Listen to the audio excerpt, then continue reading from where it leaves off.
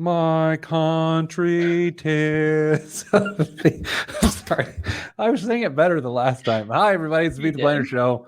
Kristen asked for music, and I was like, well, I'll just sing something patriotic because it's 4th of July. My country tis of the sweet land of liberty. Of thee I sing. Damian Dunn. Kristen Laney has joined us. Hello, everybody. Hello. Hey. That was great. Loved it. Patriotic. It was something. It was something. Hello, everybody. Welcome to the Beat the Planner Show. First show of July 2022. All right. So this week, there is going to be a brawl on air. Kristen and I are on the either side of the issue. Damien will be our Mills Lane, old boxing referee that used to ref fights against like Mike Tyson and Evander Holyfield. Mills Lane. Damien will be our ref for the battle where Kristen and I argue over income share agreements. And then Damien's got a question about should you convert to a Roth IRA right now? And then the Blauman News. Hope everyone's got good plans this weekend. Good morning, Big Rick Swink. Hello. Kristen, what are your plans this weekend, 4th of July weekend? To keep renovating my house. Will you do it in Americana garb? Will you have on like a flag tee or something like that? I will wear an Old Navy flag tee. Absolutely. Dame, how will you get yourself ready for the holiday? This will be a big shock to you, but we are going to spend some time at a swim meet this weekend. No. Yeah. And then probably do maybe a little bit of home renovation ourselves, or office renovation, so to speak. Oh, look, there's Andy. Hello, marriage, kids, and family, America, on the live stream. I'm fishing all weekend long. Ted and I are going to Cabela's. I'm taking a half day today. We're going to get some fishing supplies so I can lure the fish into the shore. I was at a business function yesterday. A woman came up to me and she said, Pete the Planner. And I said, hello, woman, lady. And she said, I took a financial course online with you and your brother, Damien. And I said, let me stop you right there. Not related. Not related. And Damien, of course, for you podcast listeners, is wearing his not related t-shirt that he had made up. Hello, Daniel. Good day to you. All right. Kristen, are you ready to argue? I mean, we both know that I'm not going to be that aggressive. There's no way I'm sort of overselling it. That. I'm just. All right. Let's do this. Let's do a little Riley. A little wound up today. Had a lot of caffeine. More than one Miguel? No, I went to Starbucks cold brew today on the way in. I don't know why. Sort of a weird move. I never do that. There's no way there's more caffeine in a Starbucks cold brew than in a Miguel. I don't know. Come on. Only the internet would tell, and I'm not willing to Google it. In 3, 2, 1. This week on the Pete the Planner Show, we answer your money questions. Here's how the show works. You email us, askpete@petetheplanner.com. That's askpete@petetheplanner.com. And what will happen next is, some would say, a miracle. We would answer your question on the air. By we, I mean Kristen Alanius, Director of Education at Your Moneyline, and Damian Dunn, Vice President of Advice at Your Moneyline. Hello, folks. Hello. Kristen's spending her 4th of July weekend renovating a home. Damian is spending the 4th of July weekend wishing that he and I were actually related, and I will be fishing. Happy 4th of July weekend to all of you. This week on the show, Kristen, you and Dame both went to Purdue. Is this correct? Yes. Dame, can you verify? That's technically true. It's technically, I did go to Purdue. I might have finished at another state school, but I did go to Purdue, and that's where my heart lies. Okay, well, there is a story this week about Purdue's highly touted income share agreements are not only being suspended for the upcoming school year, but there's some controversy. So we're going to talk about what they are, what they're supposed to be, and whether they're good or bad, and why they're suspended, and why a letter went to the Department of Education in March stating that, I don't want to say the F word on the radio, fraud, but that there's some pretty big problems. So we will start there. We're, of course, going to talk about a question Dame had come in this week about, is this a good time to convert to a Roth IRA? So we'll talk about that. And then, of course, Blom and news. Kristen. Hey. An income share agreement. Years ago, president of Purdue University, now former president, future former president of Purdue University, Mitch Daniels, former governor of the state of Indiana, said, I think we got an idea here. We're going to do something called the Back the Boiler program. A Back a Boiler program is where a group of investors will give money for education to a Purdue student, and then that student enters into an income share agreement, which is the way to repay the investment the investors made in the student. Now, there's a lot of sort of semantics as to what it is, but it is said to not be a public loan. It is said to actually not be a private loan. It's an income share agreement. You give a share of your income, depending on what your income is, and that's the basis, right? So, Kristen, on the surface, you think this is a really good idea? I think that the idea is really good, yes. Damien, on the surface, how do you feel about it? I think in theory, this could be a very interesting idea. What could go wrong? That was not an answer. That really wasn't an answer. But what could go wrong, of course, is that a person's career path takes a weird turn. They end up, based on their income, paying a lot more back than they thought because they've sort of promised their future income. Do you remember, Dame, years ago on the show, NFL players could sell their career as a security? And so this company would buy an NFL player's career, and then you could buy shares of this person's career, and they would share their salary with you. And that thing failed dramatically. Well, this is a version of that, so much so that the Student Borrower Protection Center sent a letter to the Department of Ed in March of this year saying Purdue's Back a Boiler program offers rising sophomores, juniors, and seniors tuition financing of $5,000 or more through an ISA. An ISA is a form of a private student loan wherein students pledge to pay a predetermined percent of their gross income each month during periods after graduation when their income exceeds a minimum income threshold. Students continue paying until the sooner of having made a predetermined maximum number of payments, having made payments cumulatively equal to a maximum cap of dollars paid, or having been in repayment for a length of time to a maximum repayment window, regardless of how many payments they have made for the cumulative amount that they have paid over that period. Under the Back a Boiler ISA, borrowers' monthly income share and length of repayment obligation vary based on their major, graduation date, and funding amount. It is owned, Back a Boiler is owned by two private Indiana companies, and the charges levied by this organization, the Student Borrower Protection Center, suggest that there's misrepresentation of what they actually are, that they are actually a private loan and they're not sold to be a private loan, and this is at the heart of the issue. You both are so stunned. You don't even know where to go with this. They were discontinued this year. What ended up happening was Purdue University switched service providers from Vimo Education to Launch Servicing, and they suggested that Launch Servicing cannot do this sort of loan origination. Now, this is why there's concern. Ben Kaufman, who is with the Student Borrower Protection Center I just mentioned, said that, he used actually pretty aggressive language, if I'm being honest with you. He says that if you want to find an origination partner, they could have done it. He finds that to be a BS representation, and instead, the program has run into trouble. One student who borrowed $39,000 now finds himself on the hook for $900 per month to the income share program for the next 8 years. Andrew Hoyler, the first graduate of the Back a Boiler program, previously told this publication that monthly payments of his $21,000 loan have ranged from $174 to $334. So, Dame, again, good idea, but it seems for some reason it has fallen apart. Well, why are you against finding ways for kids to pay for their college, Pete? That I'm not against. I'm joking.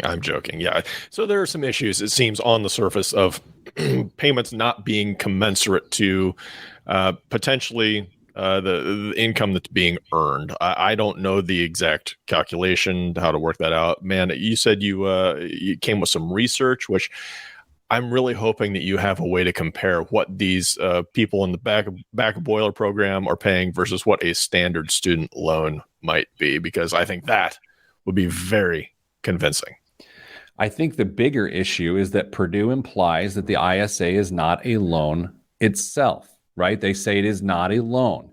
And the charge here, including an op-ed in the Washington Post in 2019, President Daniels says it's a powerful alternative to student loans, and he thinks of it as equity instead of debt. But it is quite clear these are debts. And so this is one of the reasons they shut down. I actually think there's a bigger issue to this.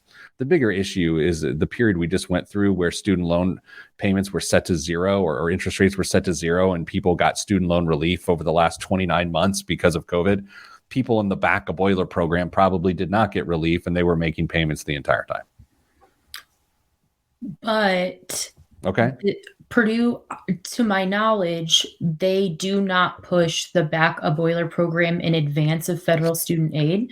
So if someone they would be utilizing the program after they had exhausted their federal student aid. So I would think that someone in this program would have gotten some relief as part of the pandemic provisions that we've seen.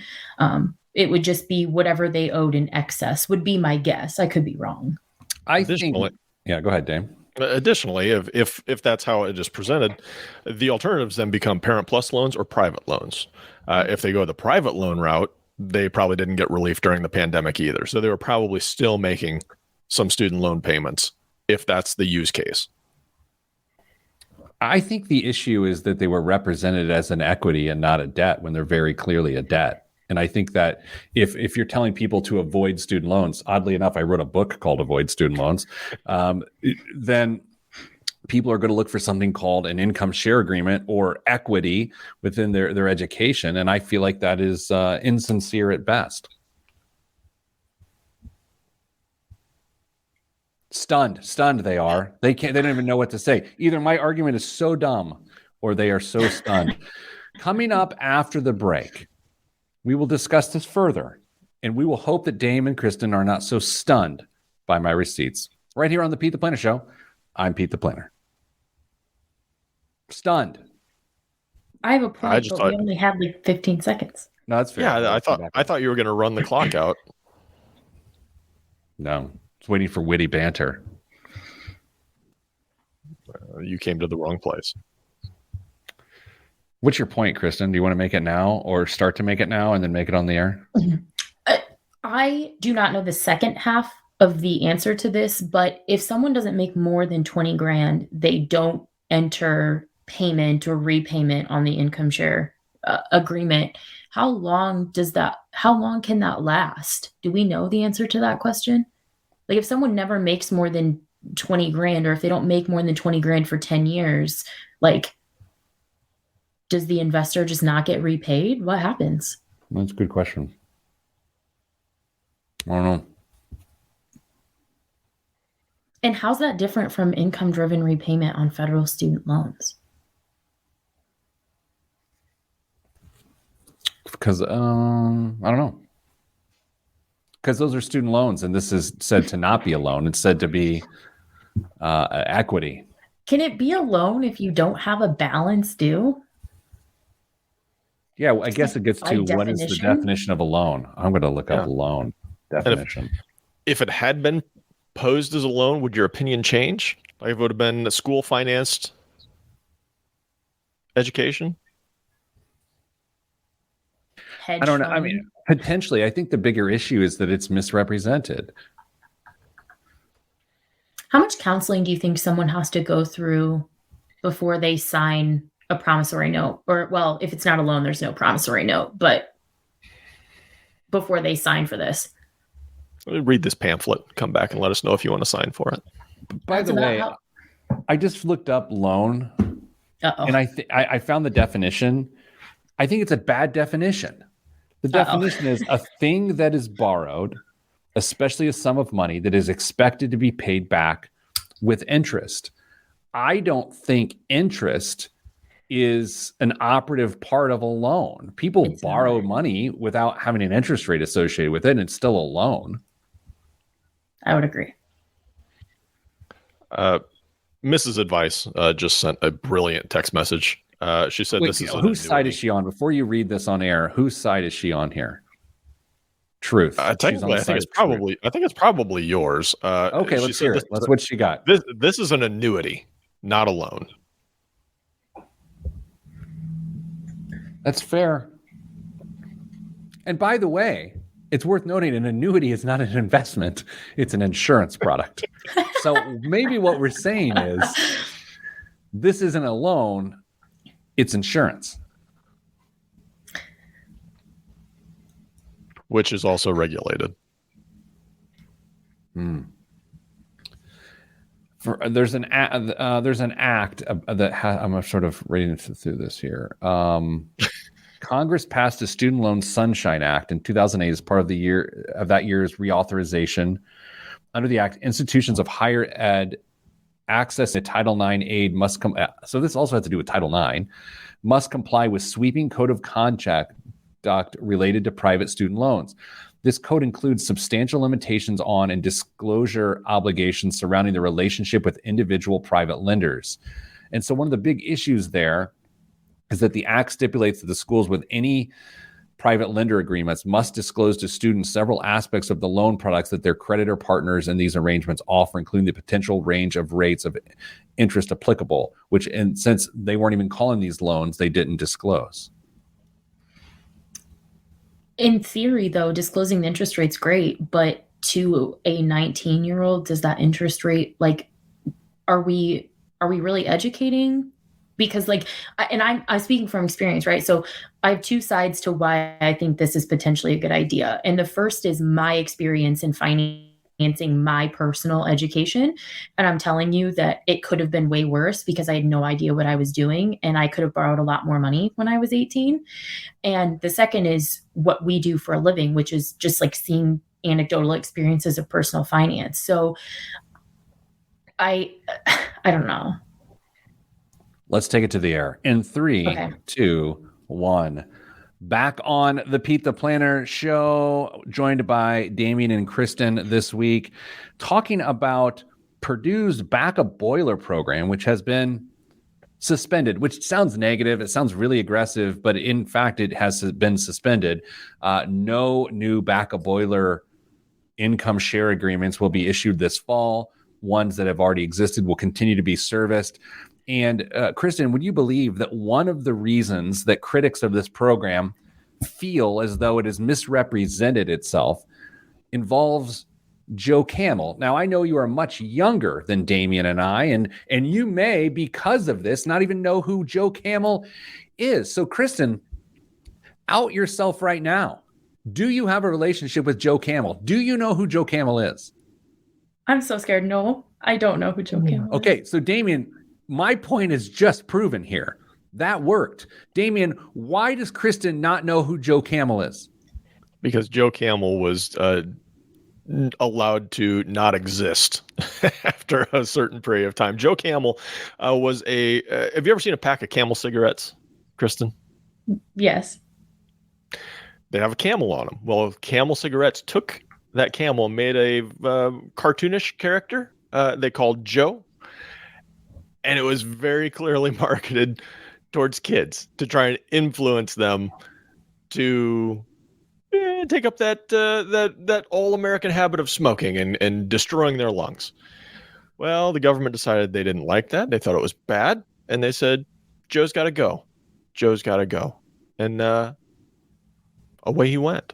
So that's why you don't know who he is, because they used a mascot to gain influence with young people. The Student Borrower Protection Center says that the Act of 2008 that recast student loans explicitly forbids schools from engaging in the co-branding of products offered by a preferred lender, including by prohibiting the use of the name, emblem, mascot, or logo of the school or other words, pictures, or symbols readily identified with such institution or organization in the lender's marketing of private loans to students.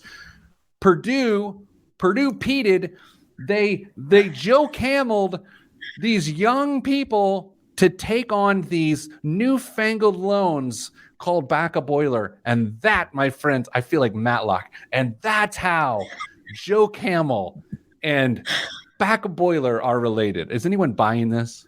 To be fair, if they would have used the head of Purdue Pete on any of these, it would have been enough to raise suspicion way earlier, because that is entirely the creepiest mascot in the U.S. I don't think He's that's not good.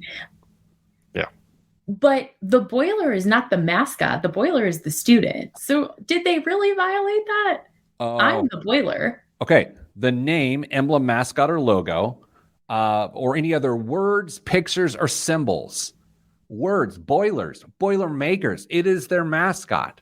It's the student. The mascot's the train or Purdue Pete. The main webpage used to market the Back a Boiler loans are hosted at a purdue.edu web domain. True. Which Purdue's logo placed directly next to the header, Back a Boiler, on the top of the page. True. Look, I'm not actually upset about any of this at all. I find it interesting because the bigger issue, as Kristen said to me this morning as we in pre-show, is like, it's sort of funny how there's all of these this criticism around how people pay for college, and it's pretty convenient how it circumvents the idea that maybe college is too expensive. Right? Maybe that's the issue.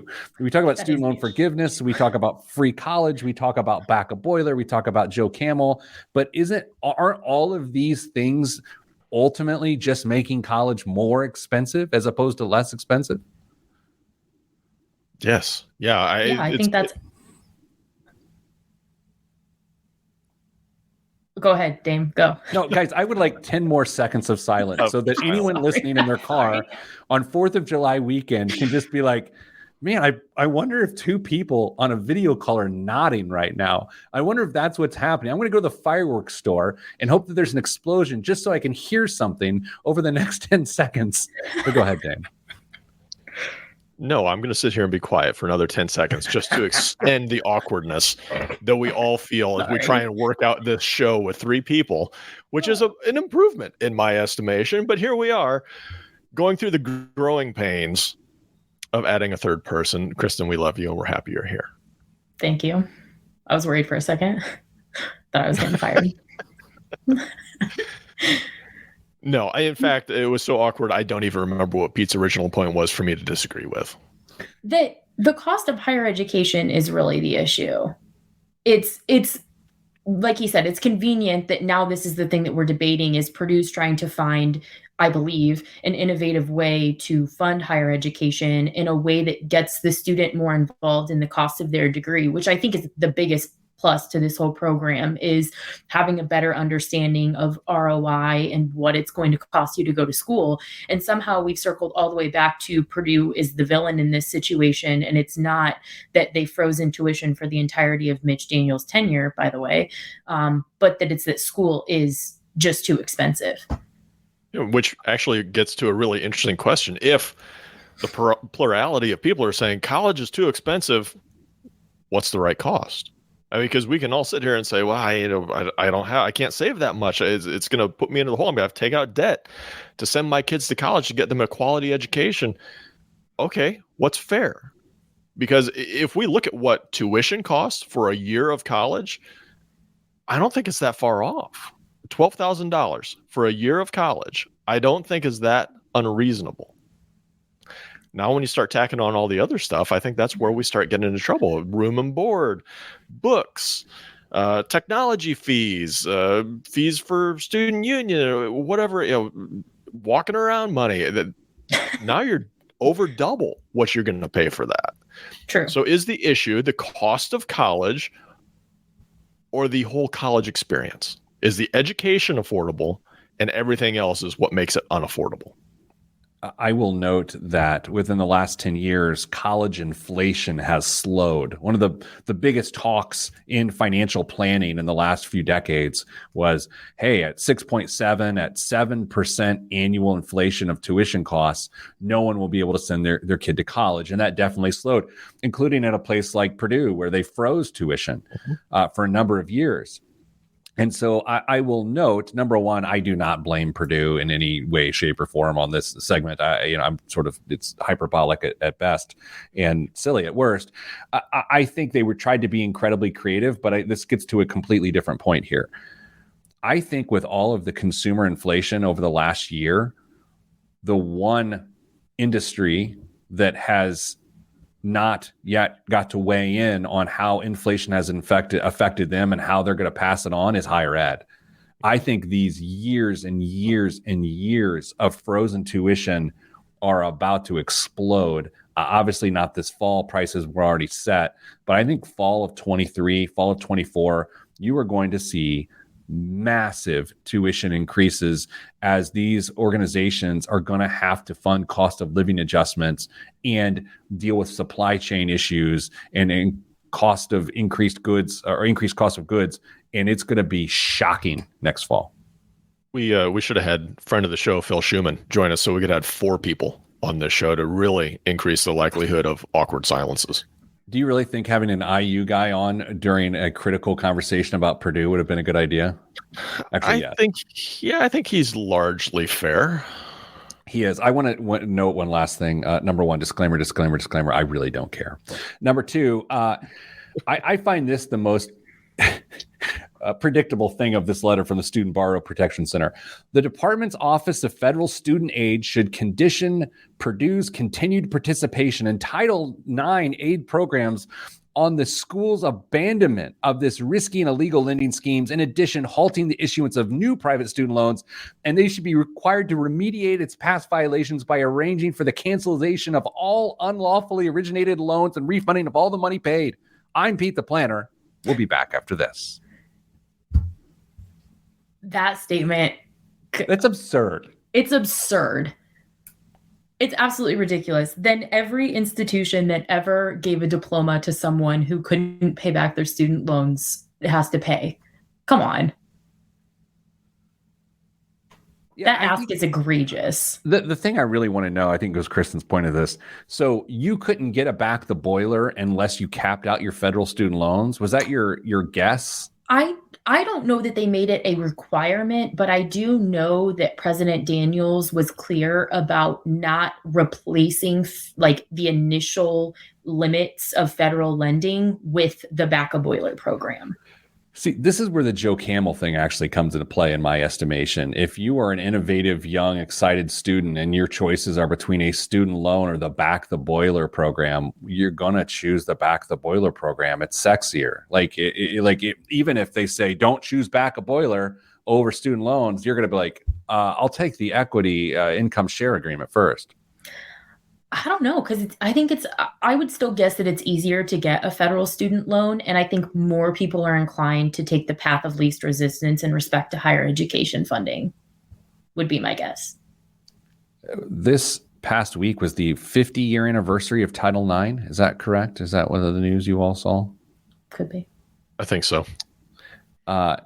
Funny how it started out having to do with women's athletics, that they were so underfunded and unfairly funded in relation to men's athletics, and it extends its reach all the way to this story about back a boiler. Wild, huh? I think my last point about this is the thing that I like most about this, and I kind of mentioned this, is that it forces the student and whoever else is involved in the financing of their education to be proactive and to do some initial research. The primary issue is that at Purdue specifically, this is not happening until they're a sophomore. They've already chosen their school, they've already chosen their degree program, and then looking at the back the boiler program, if they've chosen a degree that's not as advantageous for this program, it's like the carriage before the horse.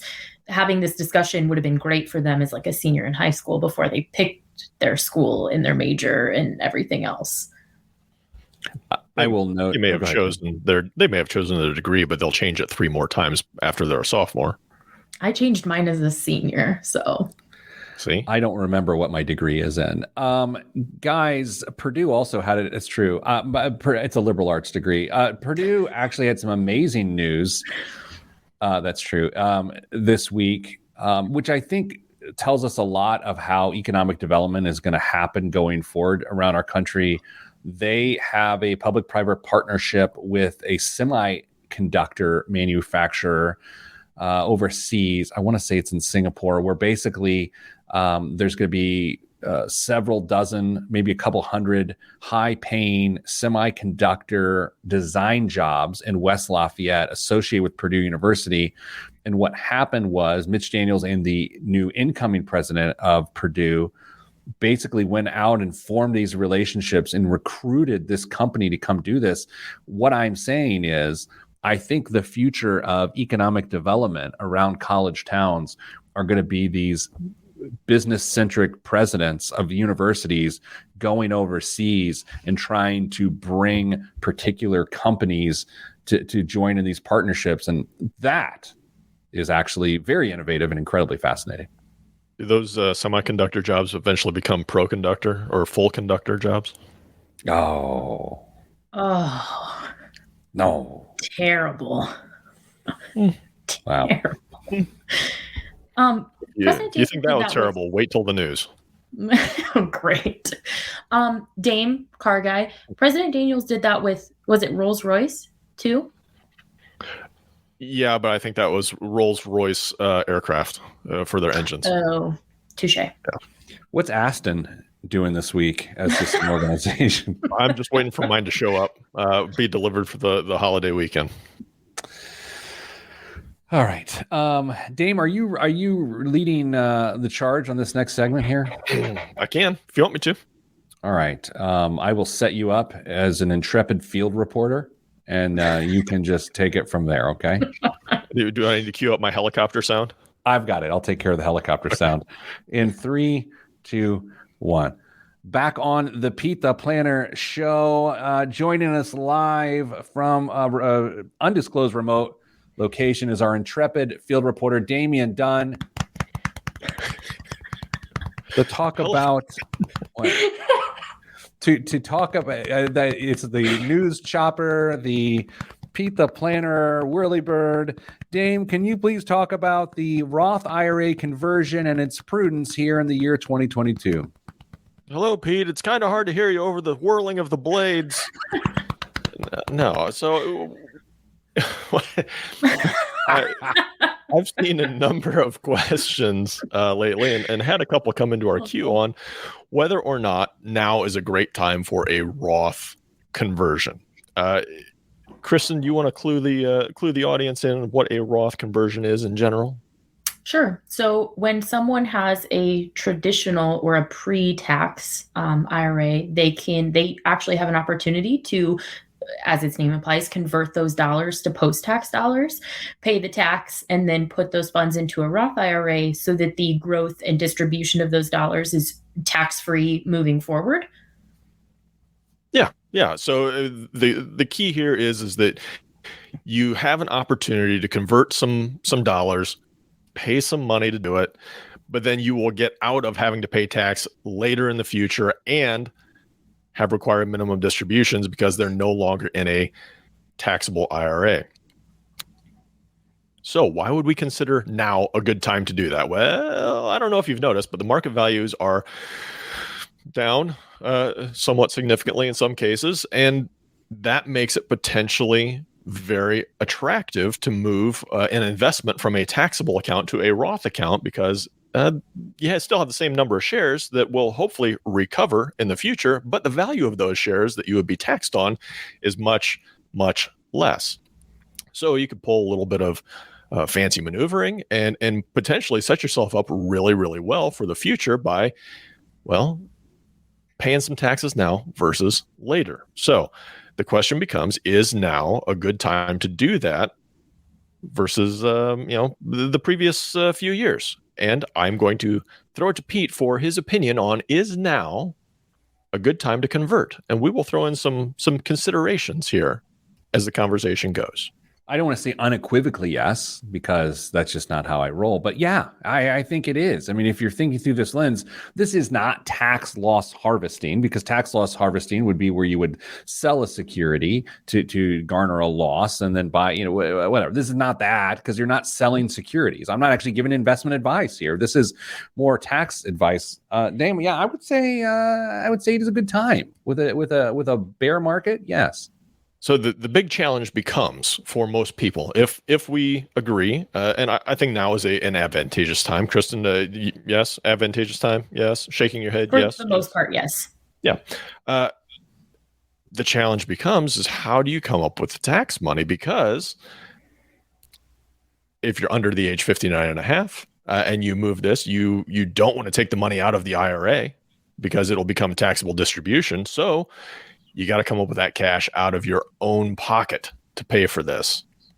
That becomes a significant challenge, right? It does. I thought, was that a rhetorical right, or were you No. looking for me to step in? No, I was looking for somebody to step in. More awkward. We're on it today. This is So the best good. show we've ever done.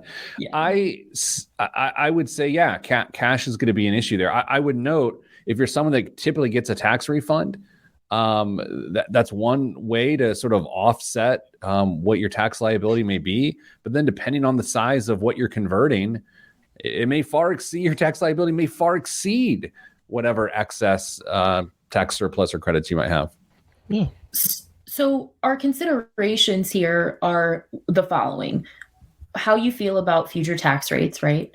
Okay. Where you're at in your earning potential in your career. If you're at the height of your career and you're making more than you've made and you're likely to continue to make that wage, that's consideration. Or if you're on the opposite end of the spectrum, if you're probably at a lower income rate than you might be in the future. And then how you feel about a bear market and a recession, because if you believe that we're headed for a recession, we still have some time, or we still have some, there's still going to be some downside in the market. We're not quite to the average bear market drop yet. Yeah, I would say if that's the case, that most people aren't going to do entire IRA conversions all at once. You don't have to. It's not all or nothing. You could do a chunk of money this year, a chunk of money next year, basically fill up tax brackets if you want. And over time, you can make that conversion. There is one other consideration that is really, really important, especially if you're really close to retirement. That's a 5-year rule. Kristen, are you familiar with 5-year rules? Oh, probably not enough to be the subject matter expert here. So there are 3 different 5-year rules that go into effect with Roth IRAs. This one, however, that says once funds are converted, you have to wait 5 years before you can start taking them back out. Now, you can always take contributions out, but growth is off limits. So if you are within a few years of retirement, you want to be really careful about converting within that 5-year period, or within a certain time period, because if you need that money, you may not be able to access all of it. You're going to want to make sure that your timing lines up with your needs. If there was ever a case of personal finance doesn't happen in a vacuum, I think that this is a prime example of, like, this can look like a really great idea for somebody, and then you could have a variable that just like completely throws our recommendation out the window. Yeah, Dame, I think this is one of those strategies that flies under the radar, specifically for people who don't have financial advisors. There's a lot of people that manage their money themselves, and it doesn't go as far as they're a personal finance nerd. They are not necessarily well read in personal finance. They just like the mechanics of running their own financial life. But then you get into something like Roth conversion. The only way they're ever going to really hear about it is catching it on an article on CNBC, or going through the airport and seeing a Kiplinger's investment magazine and having it on the cover. And that, again, that is another reason. This is just one small example of why feel so strongly about people having financial advisors. It's because it's their job to look out for strategies like this that can have a serious impact, and to try to run your entire financial life for decades completely by yourself and be up to date on all the latest trends and styles. That's problematic. Now, I agree. Roth conversions aren't going to be party talk very often unless you run with nerds like us. The bigger consideration that I've got outside of Roth conversions and backdoor Roth contribution, whatever it is, make sure you're saving enough. You've got to be able to know that what you're doing is going to support the goals that you've got in the future, whether that's 5 years from now, whether that's 50 years from now. You've got to make sure you're on track to accomplish what you're setting out to do. And if you think that a Roth conversion is going to be key to helping you get there, well, maybe not. Because if that savings habit and that savings discipline isn't ingrained in what you're doing in your day-to-day financial lives, it's very unlikely that some trick or move or conversion or pulling a rabbit out of a hat, that's probably not going to save you. You've got to make sure you're doing the work to get to where you want to be. Yeah, a Roth conversion is a supplement, not a substitute for good, just financial foundation. I think you're exactly right, Dame. All right. So we can't ever give blanket answers because they don't work. But yeah, it's something you should look into. It's something you should talk to your financial advisor about if you have one. But ultimately, yeah, you know what? I got to be honest. It's got me thinking about my own situation. Like you bring it up, I'm like, yeah, some stuff's kind of down, and that would be actually kind of good to deal with that this year. So maybe I'll call your money line and talk to someone and see if I can do that. Sure. All right, Dame, coming up after the break, you promised snarky news this week with bad dad jokes. So when we get back after the break, you're going to deliver on that. Plus, this week's biggest waste of money of the week, which frankly is kind of terrifying. Like, it's a whole category of foods that people are really into. It helps you sleep. It helps you feel good. This one is work related and it scares me. That's next on the Pete the Planner Show. I'm Pete the Planner. How about that for a tease?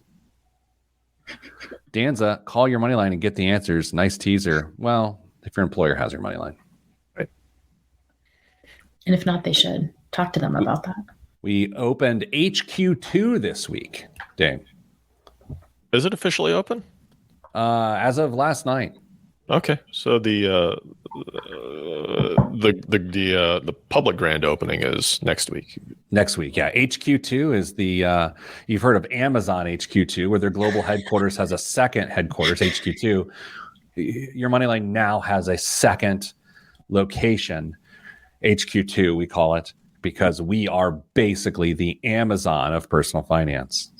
It's a jungle out there. Yeah, I submitted a really good idea for naming conventions for the rooms and conference rooms. I'm excited for you to see it. Good. I did see it. I liked yours. I liked them. They're pretty good. Could you come up with a fit? Well, nobody needs to know, but I'm going to need help with the last one. No one cares. All right. I'm ready for Blom.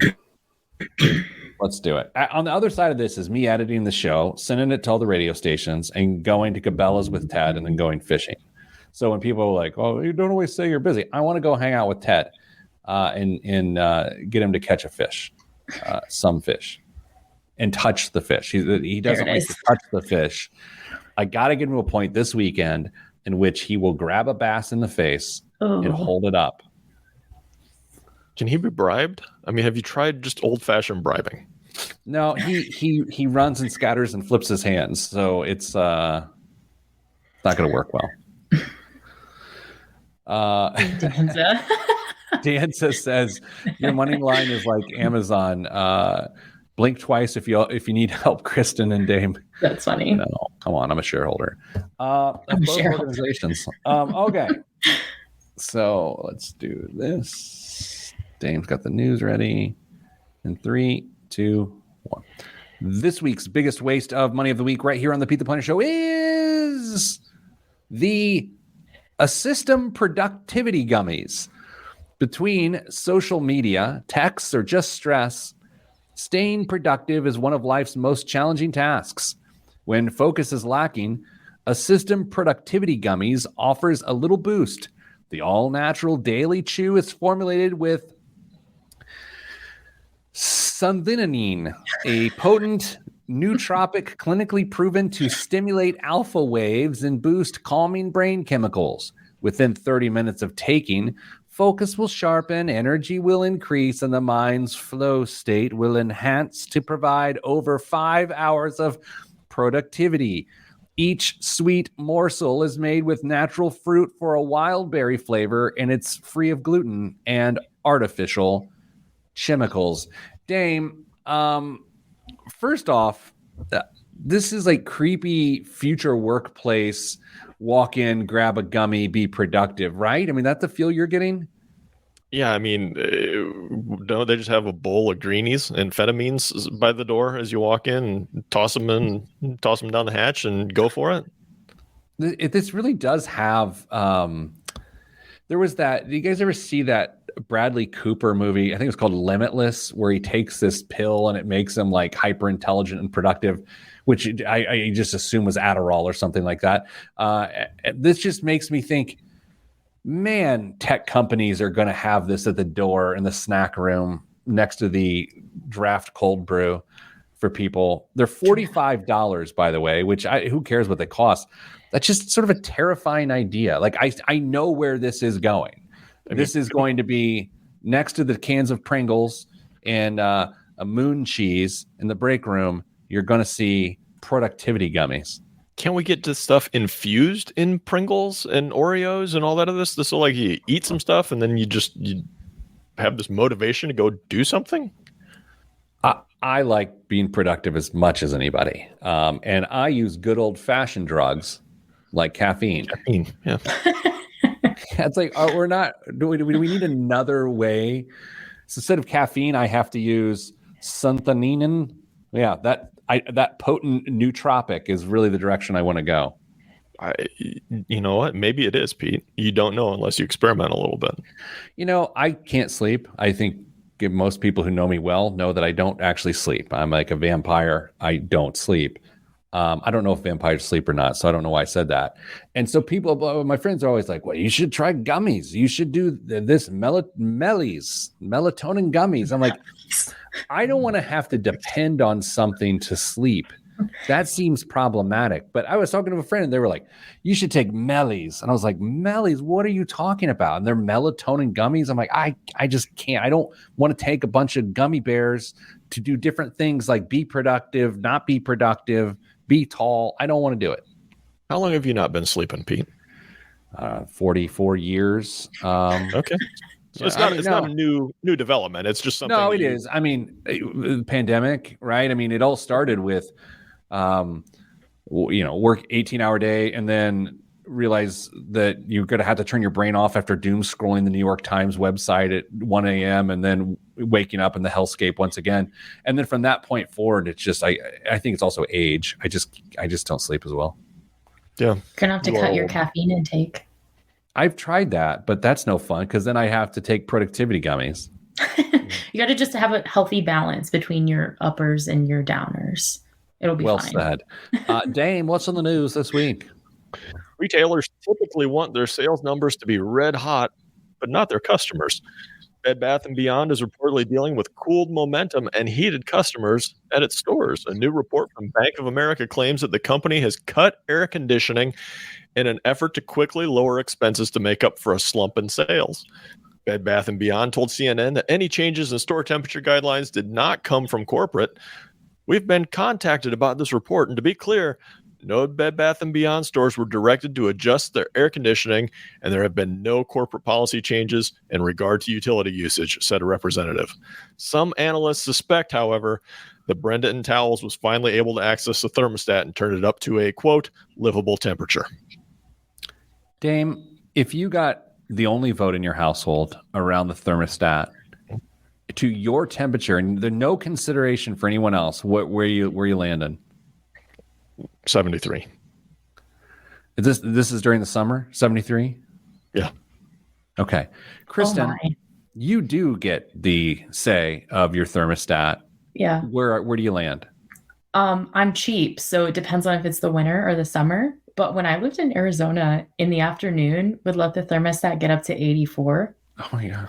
And then, and then in the winter, wouldn't turn the heat on until it bottomed out at 60. So There is one answer, and one answer alone for me, and that is 68 degrees. that is too cold.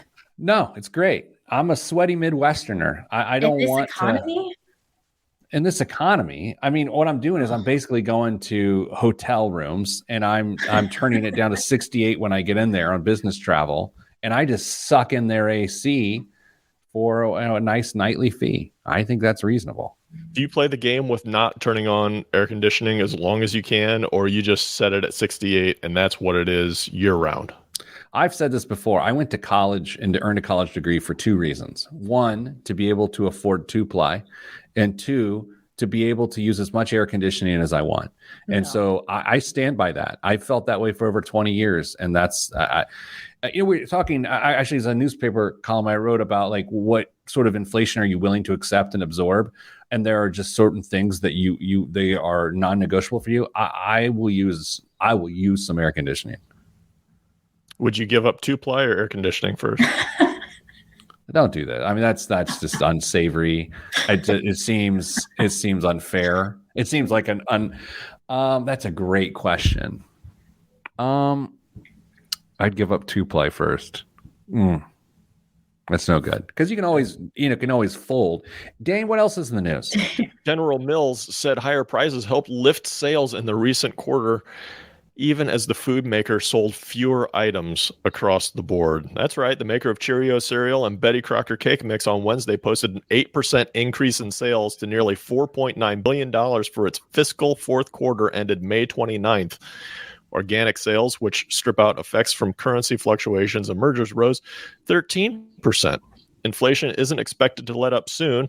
General Mills forecasts costs to rise at double-digit rates over the next year, with more cost cuts and price increases planned to try to protect profits. Well, how'd they do it, Pete?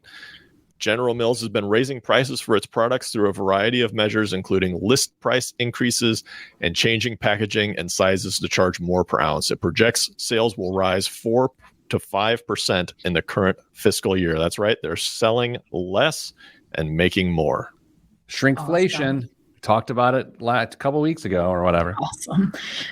How much does that have to do either of you know from a data perspective, do people buy more non-perishable foods when money is tighter? Does that have something to do with this?